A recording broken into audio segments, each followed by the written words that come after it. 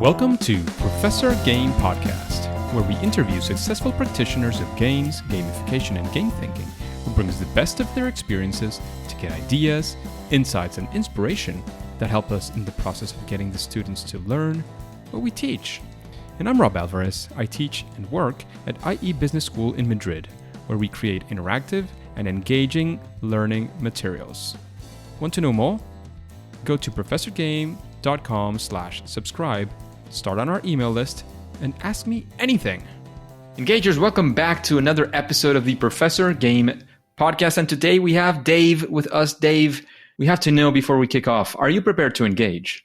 I am prepared to engage.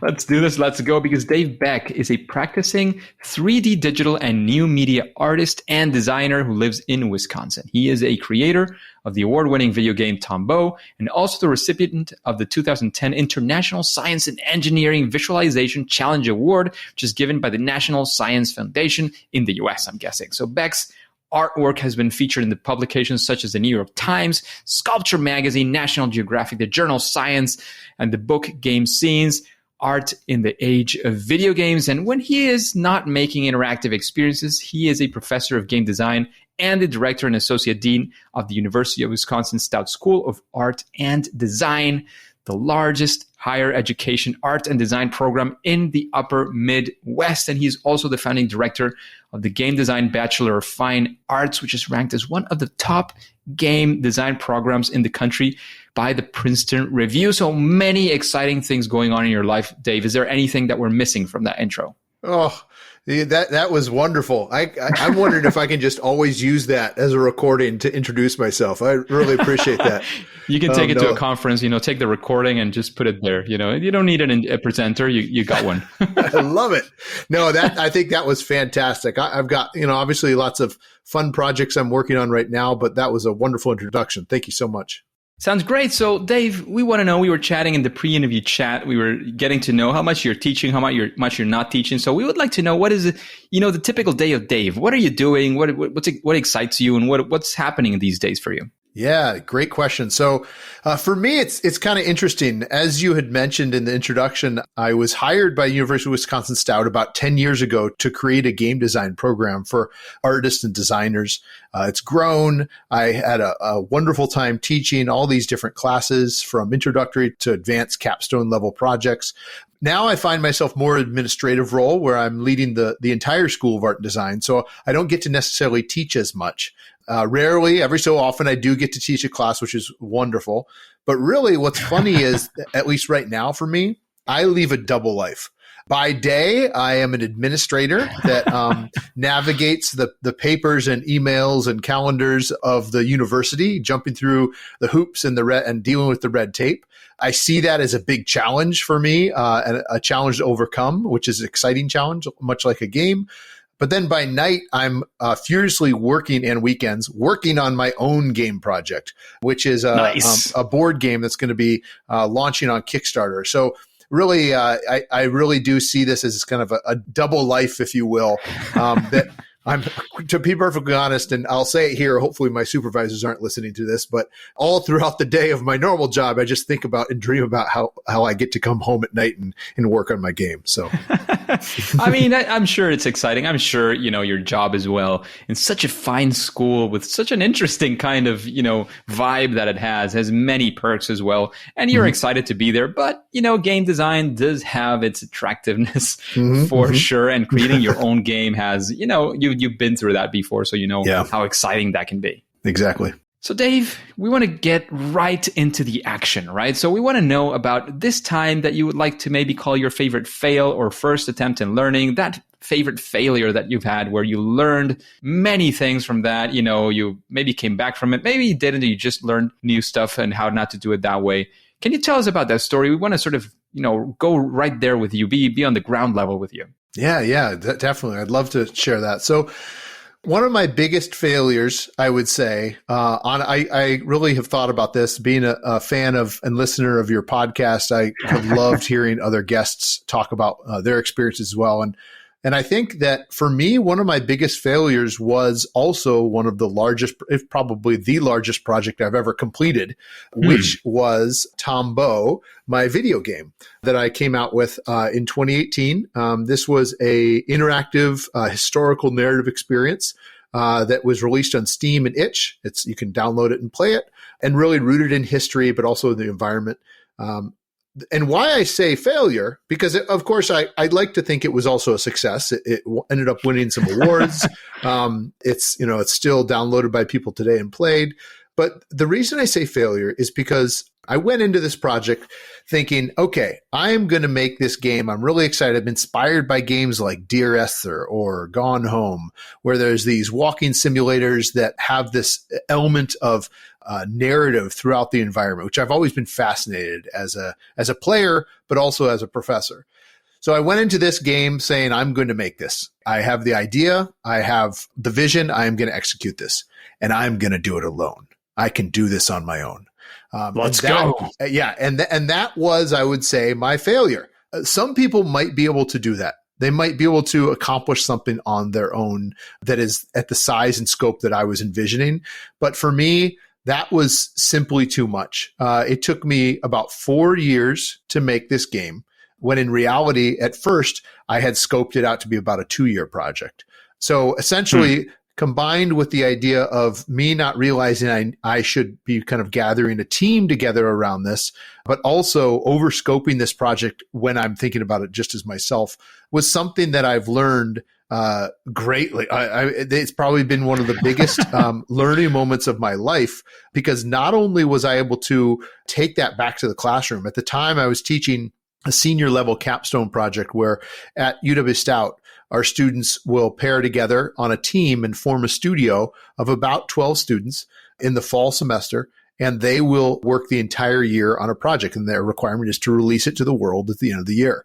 And so I was able to take back what I had learned and the failures I had kind of discovered to make sure that my students wouldn't fail as well in that same respect. And then equally so, the same thing I've done with applying to the project I'm working on now, where I've wanted to make sure to avoid that, some of those same mistakes of what I did with Tombeaux. And again, just to cap this off, I do by no means want to say that Tombeaux is a failure, but if I could have gone back and done things differently, I most definitely would. And that would have been inviting others to the table. And is there, because of course, 4 years is quite some time in which many things happened. Is there, I don't know, a night, a morning, wherever you want to go for that you were frustrated and said, like, I don't know, I'm going to throw this out the window, or like whatever that looked like, where you said, look, I should have gone for a team. Maybe it's too late now. I got to push through. I don't know, one of those sort of low moments where you said, and how did you sort of convince yourself to keep moving forward? Because you clearly did. You did launch your game. Yeah.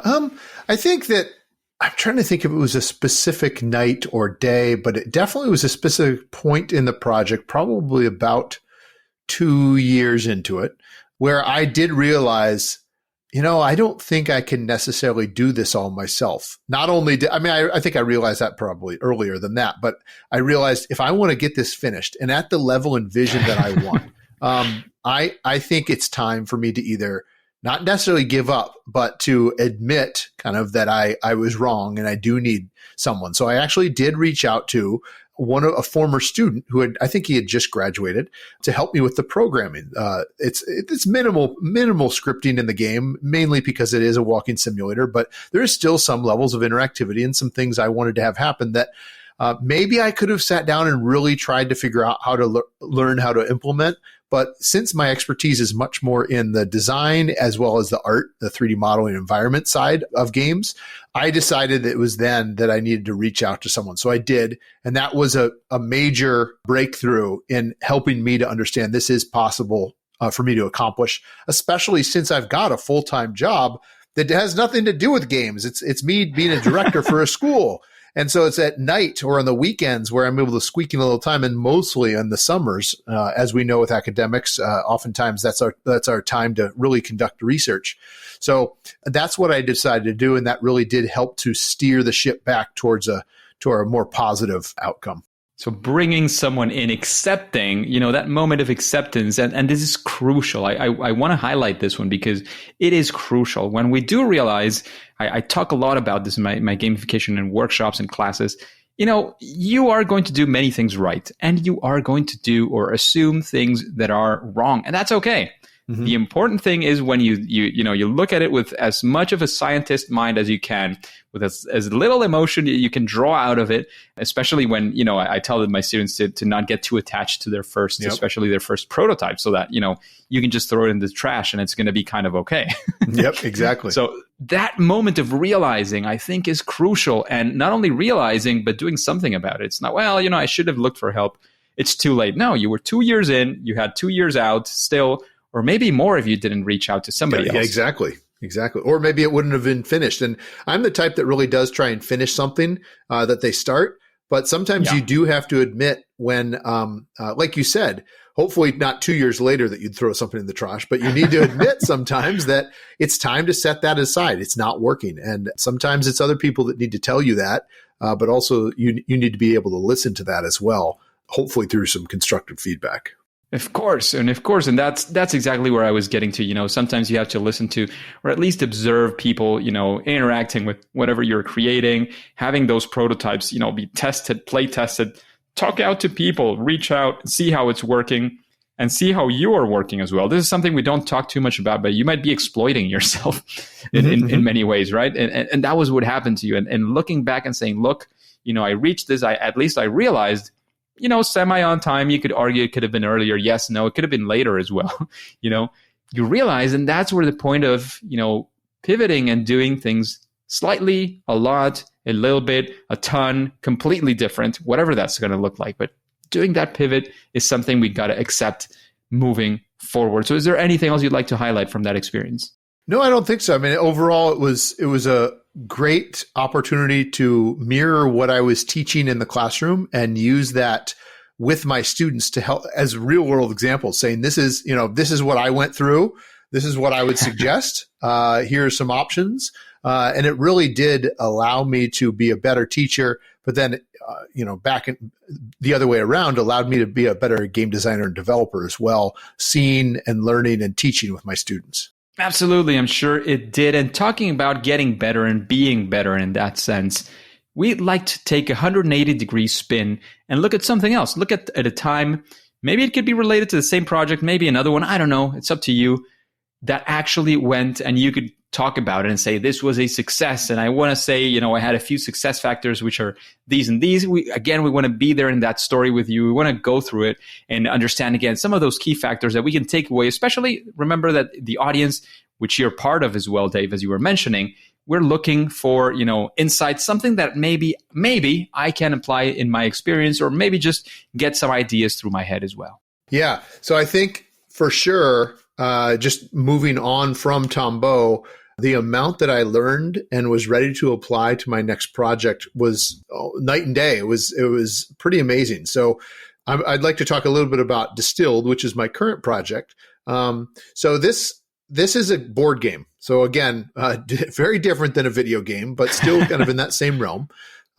At our university, we in our game design program, as you find with many schools, of course, our introductory class is all focused on physical prototypes and more game-based learning around board games and card games and puzzles, as opposed to video games, not inserting the technology yet. So anyway, I without going into the long story of how I came up with the idea for Distilled, I will tell you what I was lucky enough to be doing was I was on sabbatical in Scotland, and I was researching and studying there. And actually, I was doing more work with virtual reality and augmented reality, and this idea for a board game came to me.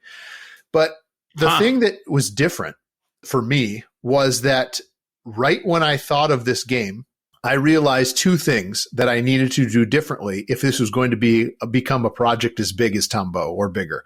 I knew that I needed to invite people into the fold, bring people with a different expertise to the table right away from the very ground. And that's what I did. I reached out to a friend of mine who also teaches at my university, Eric Evanson, who's an artist and designer, graphic designer, to essentially partner with me on this game.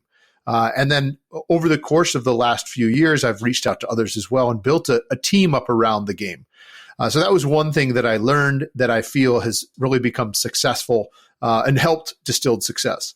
The other thing I'll say that I didn't mention with Tombeaux, but was definitely another, I guess you could say, failure or something that I learned from, was playtesting. So with Tombeaux, again, this idea of more of a narrative experience that is almost like an interactive film, if you will. I, as the artist and the designer, really felt that I wanted to guide the experience for the player. I did, of course, do quite a lot of playtesting, but I can tell you I did not do nearly enough as I should have. And I don't mean just bugs, but I also just mean user experience and overall fun. And yes. So with Distilled, I knew that was going to be paramount to anything else in terms of having this game successful, especially since I'd want this to be have people paying quite a lot more money than just a few dollars for a video game for them to have this on their table. So I have now play tested the game over 200, 250 times with the individuals around the world because of the pandemic. I've been able to do that. So that would be another thing that I would love to talk about, was essentially how I've approached development in such a different way now, using technology even for something that's not focused on technology like a board game. So those two things I think have really contributed to hopefully the success of Distilled. It's launching on Kickstarter on July 6th. So this is, as we're speaking, it will be launching soon. And I'll be very curious to see how it does there. But hopefully, thanks to the amount of focus I've had on bringing a team together around a common goal of developing and creating this game, but also the hundreds and hundreds of people that I have had play this game and receive their feedback through copious notes, surveys, questions. I'm hoping that is really going to also contribute to the success of the game. Nice. That sounds very, very interesting. And just curious, have you run a Kickstarter campaign before? I have not. So that's so I am sure there's going to be, maybe if you wouldn't mind thinking about having me on again in a year or so, that hopefully that's not another failure. We'll see. You should reach out or at least listen to the episode by Joe Slack. I don't know if you heard it. I did. Fantastic. He's a, master ninja in the launching of things in Kickstarter, especially board games. So I do think there's a lot of value there.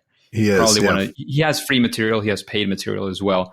Might be, even with the couple of weeks you have ahead of you still, it's not a lot, but maybe you can still do some of those ninja techniques and help, hopefully, quite a lot to contribute to the success of that game, which hopefully will be happening. Yeah, exactly. I'm a big fan of Joe. I've been following his blog for a while. He actually is, I don't know if it's released yet, but he was releasing a book about this as well. So, he's really an impressive individual in terms of what he's been able to accomplish, not only with his advice, but obviously the games he's designed. So I've been following his advice as well as numerous others for about the last year and a half, actually, reading copiously, trying to best prepare, because Kickstarter in itself is a game.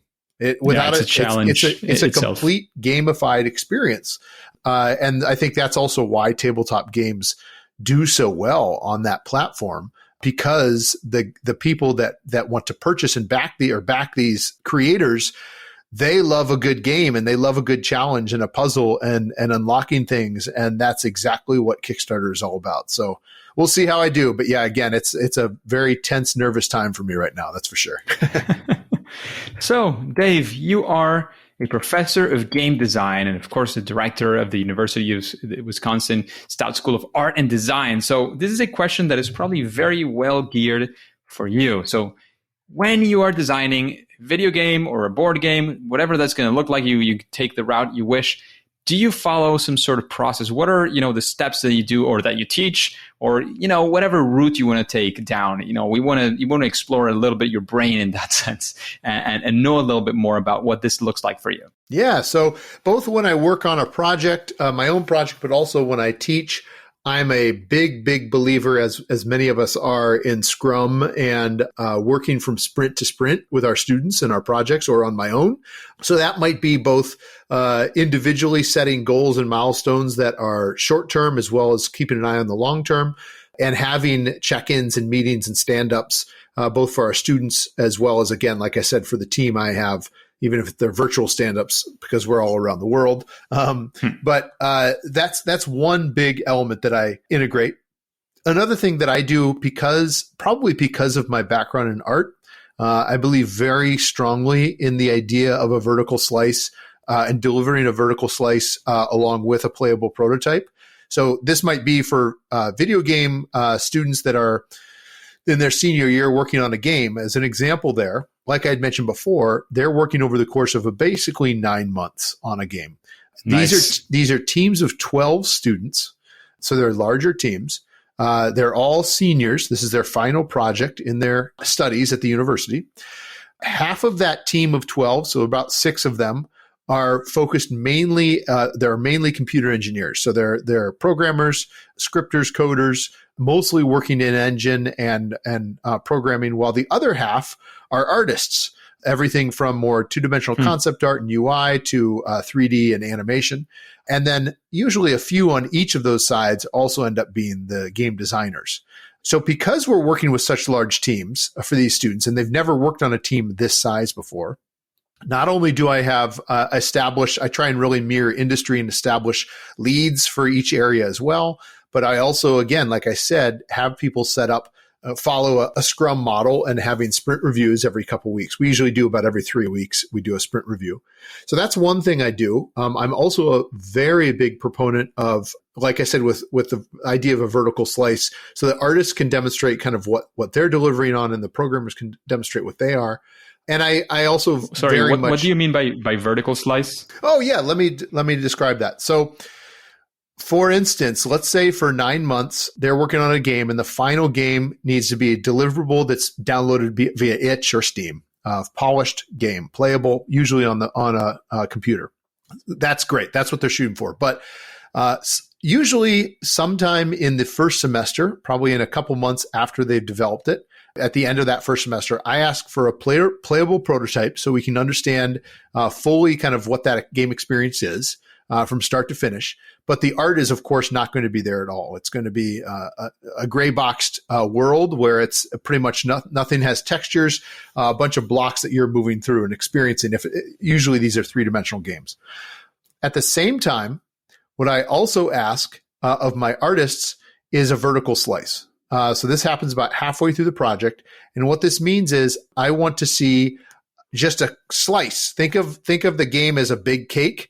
And I want them to slice one tiny little slice out of there to let me see the frosting, let me see the cake itself, the sprinkles, maybe even the candle on top. So I want to see what would the fully polished game would look like as well. So what this does is it allows the artists to just concentrate very heavily on one scene. That's all literally it is, one little scene, so that we can develop that aesthetic and visual and look for the game and know that this is what we need to accomplish by the end of this project. Not only do we have to have everything playable and a fun experience that's been play tested, but we also want it to look like this, whatever that might be. And that's what I call the vertical slice. So you're basically slicing through the whole project so that we can see basically from top to bottom, but just one little slice out of that game cake, if you will. Nice. Interesting. So a scene that could be playable and you can see the surroundings, you can see the player, maybe some NPCs as well, whatever that's going to look like. If it's a battle mode, you can see them sort of, knocking their swords back and forth, whatever that's going to look like. I understand, right? Yeah, exactly. A very small slice of it, because obviously that takes quite a lot of work. But what that does is it allows the artists to see their scope.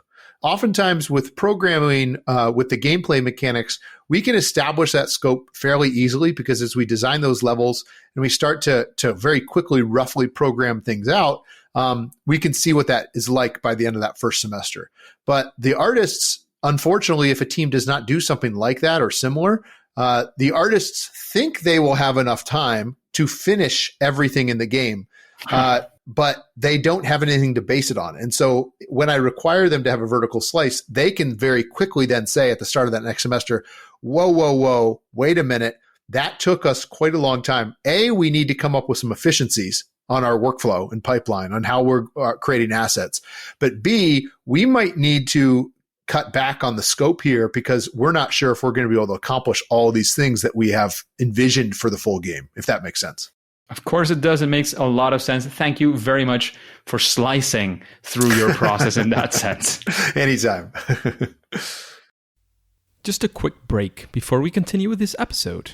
If you've been enjoying this podcast, I would really appreciate if you share it with your friends and family and on social media. On Twitter and Instagram, it's at RobAlvarezB and the hashtag ProfessorGame, all one word. And in Facebook, you can find the Professor Game page. Thanks in advance for your engagement. So Dave, when you're talking to your students and maybe trying to organize a creation of a game, or maybe when you're talking about the games you created, is there, some sort of best practice, something that you would say, do this and the result that you get is probably at least going to be better than it was if you didn't? That's a good question. I think that, I guess I'm going to go back to kind of what I said a little bit before, where I think that people need to break their projects down into chunks more so that they can understand both the part and the whole. So I think that's one, and that obviously lends itself very well to the art of Scrum and how you might apply sprints and check-ins, and also kind of updating people on notes as you're going too. I think that's very important to anything you do. It could be any sort of project, honestly. And as we know, that type of philosophy has been approached or applied to lots of different industries and cultures, corporate cultures as well. So I think that's one thing for sure. And I think probably the other thing I would probably consider, and I haven't talked about too much here, and it kind of talks to Scrum a bit, is I think communication. I think that there's not enough communication going on between teams and individuals on a team, on a project. And that oftentimes I will find is the downfall of that team or that project. So much of my experiences in real world game design development, as well as my own projects and student projects, as well as where I am now in administration, comes down to a lack of communication or a misunderstanding between two people. So I think that's another really important part that shouldn't be dropped and shouldn't be set aside or taken lightly, is that the power of communication and how that can propel your project towards even greater success, or handicap it so that it is not going to be able to achieve the full success that you hopefully you might have envisioned. That makes a lot of sense. Those couple of recommendations sound absolutely great. And talking about recommendations, I know you've heard a few episodes before, so you probably have a pretty good idea of some of the people who've been around.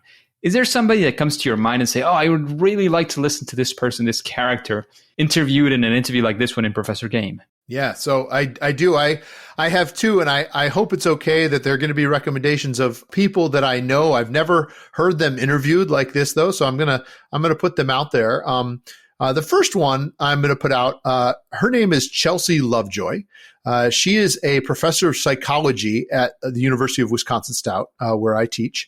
And the reason I want to bring her and lift her up as a consideration is that she probably before most, I think most people across the country even started to apply the idea of gamification to their classroom. She's really been a forefront leader in that discipline for probably around 10 years. But more so, not only has she implemented that just immensely well in her classroom, she also teaches a fascinating class called The Psychology of Games at our university. And I think that the things that she'd be able to have to say to share about her experience, not only how she's applied gamification to her learning in classroom, but also the things that she teaches, I think would be quite fascinating. So that would be one. And if I can cheat and just give you one more. Sure. Jay Little, who is a very well-known game designer.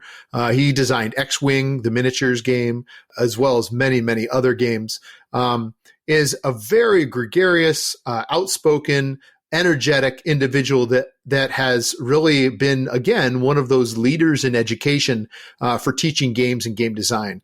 In fact, he specializes in teaching introduction to game design. So that kind of introductory experience that students might first have, where they might have been in high school and they love video games and they think they want to be a game designer.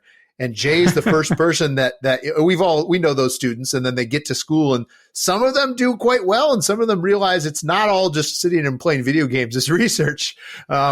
So Jay is a really unique individual that I think he has a lot of really great personal stories and really has applied quite a lot of unique ideas and approaches to his introductory game design class that he teaches.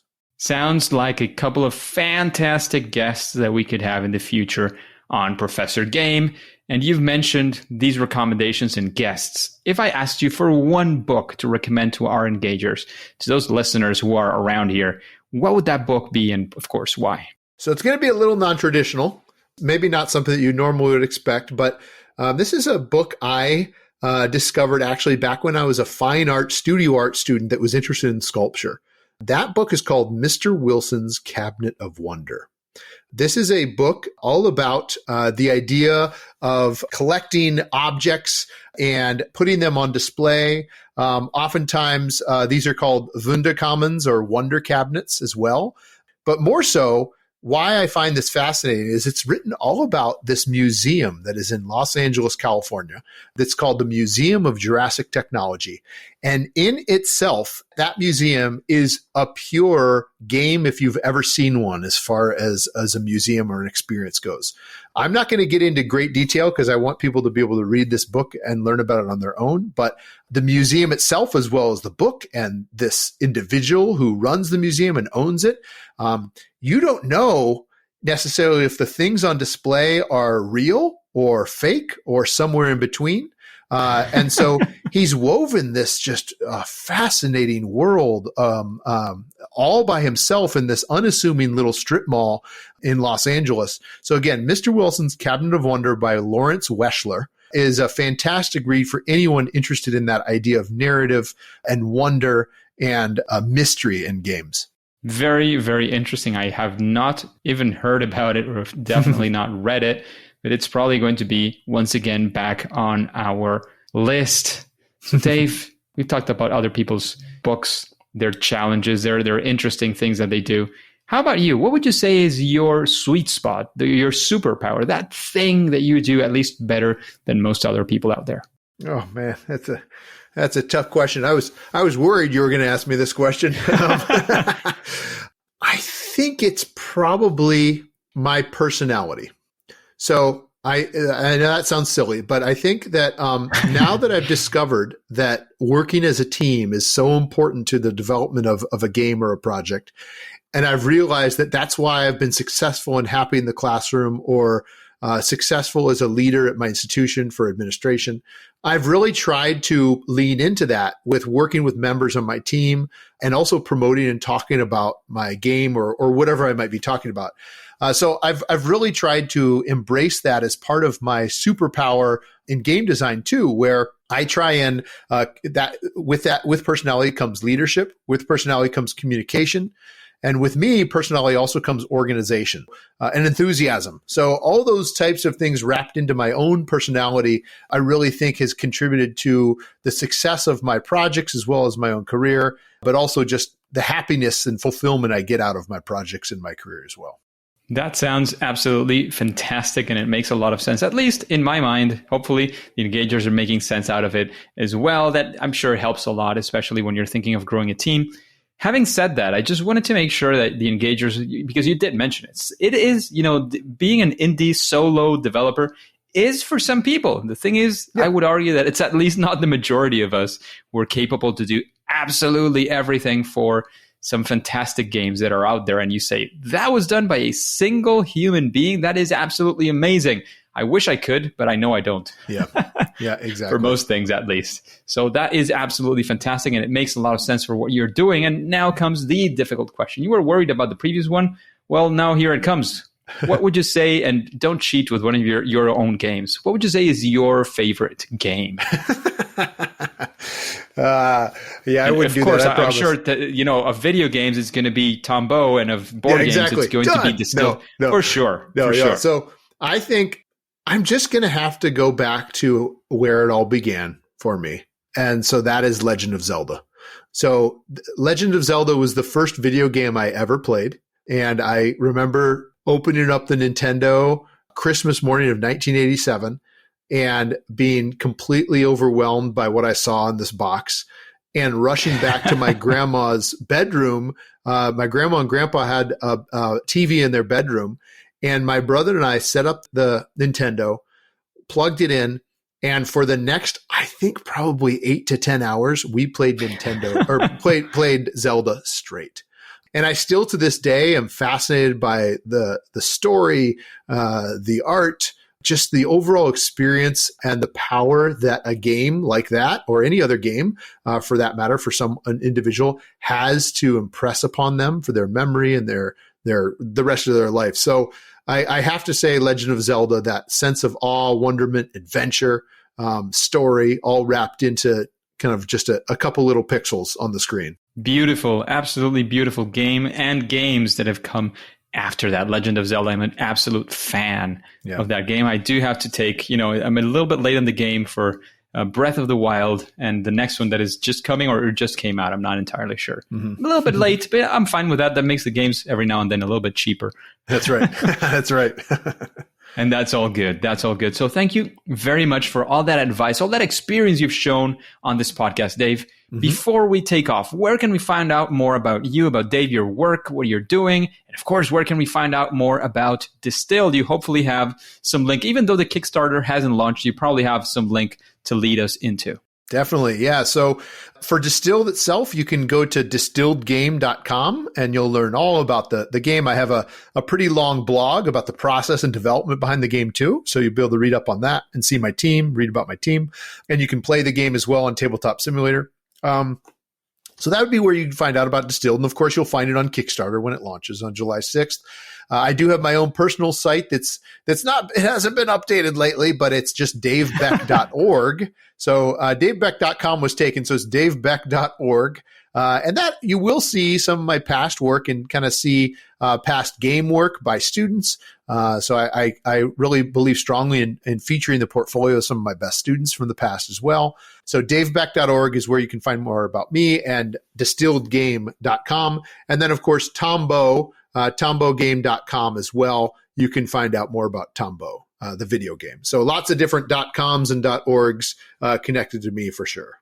Absolutely. We'll have all of that in the show notes page. If you go to Professor Game, you actually click on the search bar, go to Dave Beck. You'll definitely find all of this information, or you click Distilled. We probably haven't talked much about that kind of topic on Professor Game, so you'll definitely find the game for sure, and all of those links that Dave has just mentioned. So thank you once again very much, Dave, for being on the podcast, for sharing all that knowledge, all those experiences that you've had. However, as you know, good things also come to an end, because at least for now and for today, it is time to say that it's game over.